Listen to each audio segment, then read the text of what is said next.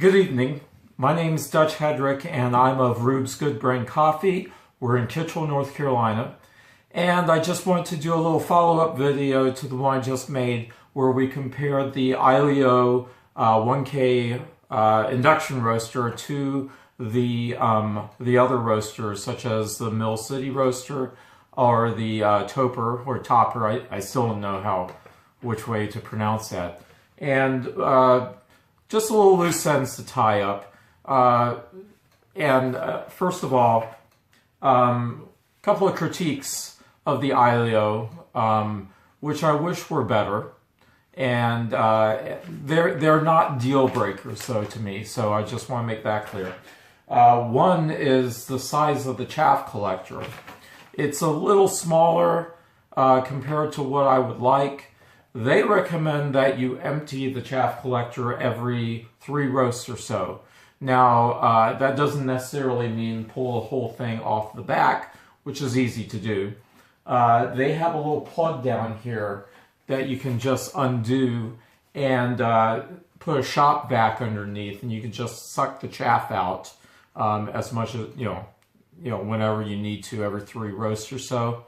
I kind of fudge it a bit. I'll go for maybe 5 roasts, but at a certain point, I don't want to do too many roasts because you don't want to fill it up because you will start affecting your roasting to a certain amount.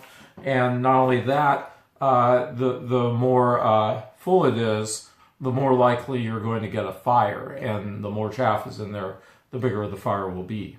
I remember I used to roast over at, the first place I used to work.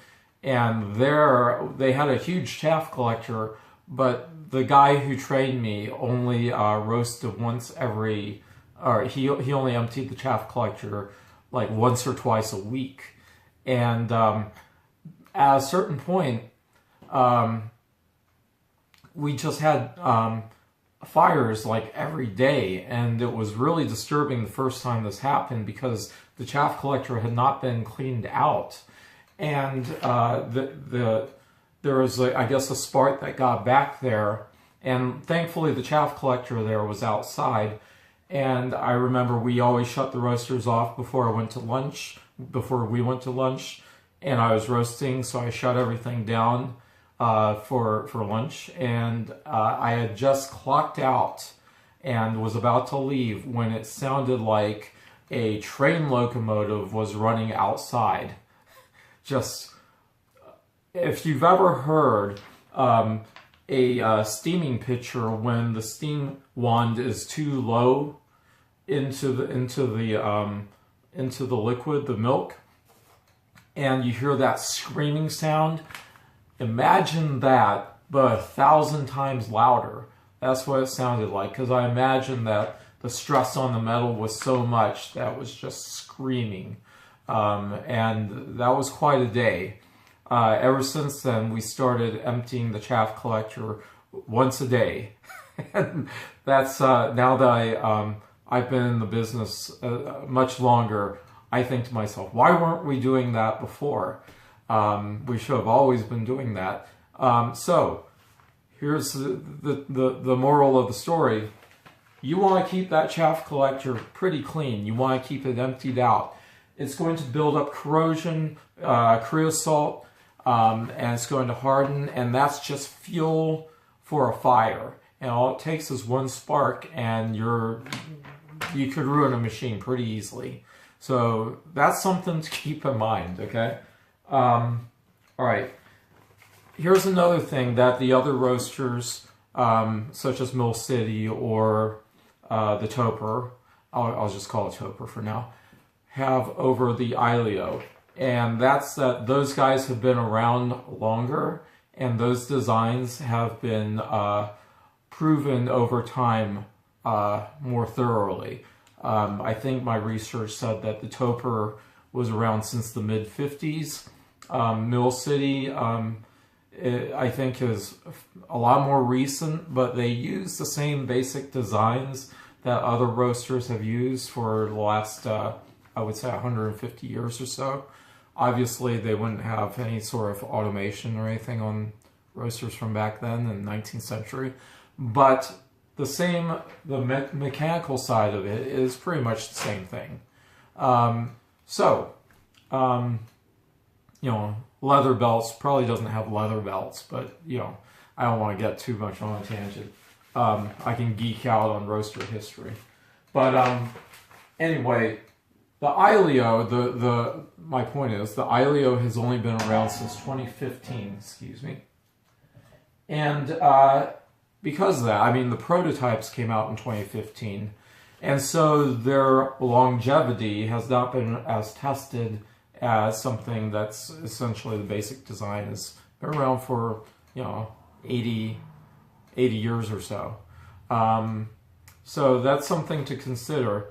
Having said that, there are people who have roasted on their Aillios a lot more than I have, and the experience that they've had tells me that it's a pretty thorough machine. It's held up for many roasts, coming from you know stories I've heard from other Aillio users. So the more time goes on, and the more I hear that, you know, these guys have been roasting pretty heavily on their Aillios, I'm not too worried about anything weird happening about, you know, the Aillios just not being able to handle constant use. Now the belt, which drives the motor and turns the drum, it's not a bicycle chain or anything like that, so it's more you know, it may not they may wear out a lot more quicker, is what I'm saying. So keep that in mind, and if you get an Aillio, you just might want to have a spare one or two on hand, just in case something happens to yours. But like I said, I'm not too worried about it.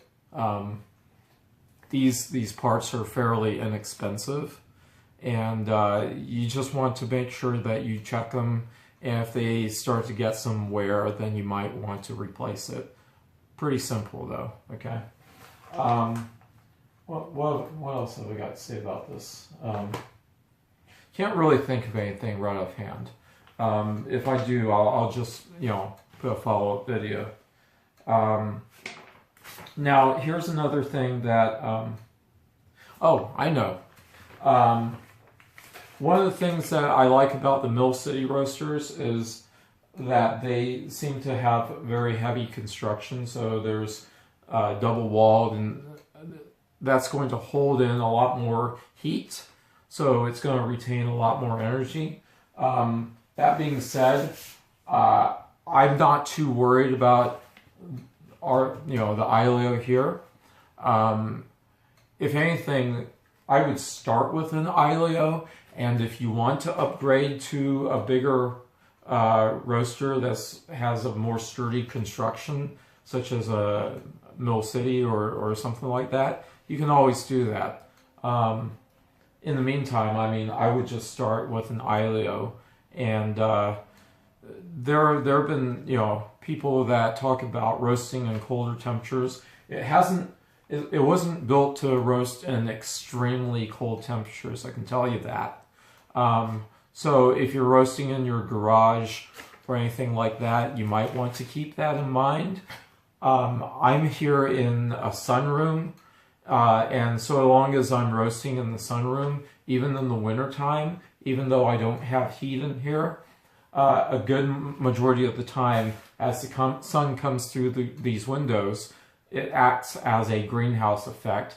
And so there are times I monitor my temperature whenever I roast. There are times when it's over 100 degrees in here. You really don't have to worry about that if you're in a room like this. So if you have a room like this, a sunroom or something like that, you might want to think about setting up your shop in there, okay? I don't have a garage, so I really don't know what to say if you do. So maybe you could set it up in your kitchen. I've seen people have it on their kitchen stove, and they use the fan, the vent, the exhaust fan for the stovetop to help vent their exhaust. So that's an option, I guess, if you want to go that route. Otherwise, I guess that's all I have to say about catching up on the loose ends of my last video. I don't want to ramble on too much about that. I did get another question though about the a new device that Aillio has for their new roasters, and it's called the I want to make sure I get this right, infrared beam temperature sensor. And this is actually pretty cool. And as I've said in another video, I tend to be skeptical, but I'm open. I'm open to new things. And the first time I heard it, given my nature, I thought, okay, well, I can roast pretty well with the bean temperature probe we have here. Why do I need a new infrared beam temperature sensor? And I'm trying to flip the pages here. And let me see. Hopefully you can get a good look at what that looks like there. Okay. And it's about $60 plus shipping, I imagine. And what's cool about this is, well, let's start with the old thermocouplers that I'm used to having roasted on. You may have heard me say that you always have to take your temperature readings with a grain of salt. There are various bean temperature probes. Now, generally speaking, the thicker they are, the more accurate they are. However, they're also going to there's going to be more lag in the reading. So, as Aillio would put it, you're not really seeing real-time data. You're seeing what happened just a few seconds ago, I suppose. So that always means that you're a little behind as far as knowing. So here's when it comes into play. You see maybe your rate of rise is not going as you would like. That rate of rise is going by what the bean temperature probe is reading. And so by the time you notice it, that means that's a few seconds ago, a few seconds in the past. So by the time you make your adjustments, you're actually reacting something that already happened a while ago. So what the what the IBTS does is it gives you a more accurate reading. It gives you a reading which is more reflective of what is actually going on with the beans at that time. And you can just see from that description that it's going to give you a lot more accurate information for when you make your decisions. Now, I could go into some of the technical aspects of it and some of the problems that Aillio had to overcome in order to make this a reality, make it something that roasters could actually use. But they do a good enough job in a Medium article, which they published. So I'll let you just look at that. I'll probably put a link in the description below, and you can check that out. Now, their description, if you go to where you can buy it, it says, "We know that coffee roasting is hard. Our mission is to make it a little easier for everyone. We think we found a way to do that with our brand new infrared beam temperature sensing system, IBTS." Let me skip ahead a bit. See if there's anything here that I haven't covered. Our patent pending infrared system solves this problem. It's a low flow, high pressure air barrier. Its low flow, high pressure air barrier allows us to peer into the bean mass from inside the roaster without the need for a protective germanium glass. All right. Now, what they're talking about is there's a little, in this Aillio, there's a little infrared sensor which has a bit of germanium glass to protect the sensor. And the reason why it's germanium and not just regular glass is because they want the germanium glass. The germanium glass is something that the infrared waves can look through, and it's not going to interfere with the wavelength. All right, so it's a special glass. However, even though it's protecting the infrared sensor, you still need to clean off the germanium glass every once in a while. So that means taking off the whole faceplate and holding it open and getting a bit of alcohol and cleaning the sensor down. And you just got to do that every once in a while. Otherwise, that sensor isn't going to be as useful as you would like it to be. So what the IBTS does, however, is it's got a very small fan, like a 5-volt fan, which keeps buildup from the roasts, your roasts, from building up on the sensor. Therefore, you won't have to open this up constantly and have to clean the glass, the germanium glass. There is none. All right. Now, that being said, I don't have a problem opening this thing up every once in a while and cleaning it off. I mean, it's something that you might want to do anyway. So, because I like to clean the faceplate on the inside, not just the beam temperature probe or the infrared probe. And so, like I said, you might want to just keep doing that anyway. However, to clean it off so that you don't have to worry about the your sensor being accurate, you might want to just go ahead and spend $60 to get this and upgrade yourself. Okay. Now, just like any other roasters, you're going to have to open this up anyway. And for instance, there's a transfer tube in here that you're going to want to keep clean. Just the other day, I started the Aillio up, and there's some buildup here that I shook off, and it got stuck into the transfer tube. And so as the roaster was heating up, I noticed a bit of smoke coming out of the roaster. So I shut it all down, and just rather than my half-hearted cleaning, I went ahead and took it all off and cleaned the tube and started it up again and didn't have any problems with it. So you just want to make sure that you maintain your roaster at all times. It's something that, whether it's a big roaster or small roaster, you're going to want to get good at maintaining these things. If you're not mechanically inclined, you're going to want to just get rid of that uneasiness with mechanical things and actually start learning how things work in the roaster. All right. Now, it's been a while since I've done a video because I've been having trouble with my voice. You might hear it a little. It's still a little raspy, and it's making it a little hard for me to talk.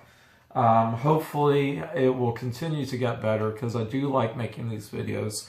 The more I do it, the more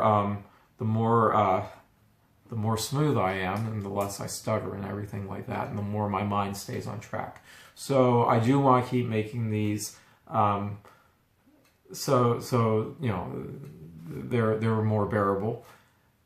Hope you bear with me, and if you have any comments, please leave them in the comment section. They inspire me to do more videos, and I love being able to talk about the things I know with you guys, because the stronger the whole roasting community is, the more specialty coffee customers there will be. So as I like to say, it's better to grow the pie than to fight over the pie that already exists. So, all right. Thanks for your patience. Thanks for your time. In the meantime, happy roasting, happy brewing, and happy sipping, and good night.